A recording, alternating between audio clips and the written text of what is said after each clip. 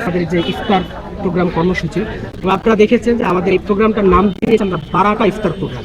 অর্থাৎ ইফতার এবং সাহরি আসলে একটা বারাকার অংশ।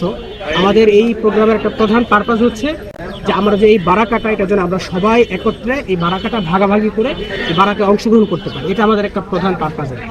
আর এর মধ্যে আরও বেশ কিছু আমাদের প্রোগ্রাম আছে। আগামীকালকে যেমন মাদুরপেটে ইফতারের প্রোগ্রামটা আছে, এর বাইরে আমাদের হচ্ছে যারা গুরুত্বপূর্ণ স্টেক হোল্ডার আছে তাদের সাথে আমাদের ইফতারের আয়োজনের বিষয়গুলো থাকে।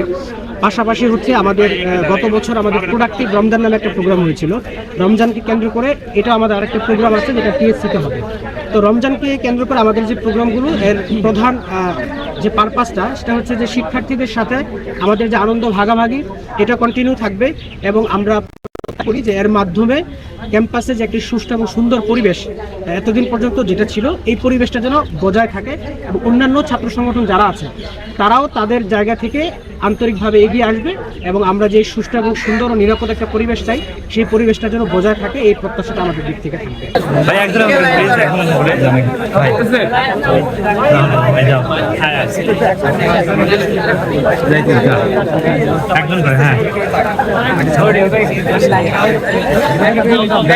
তুমি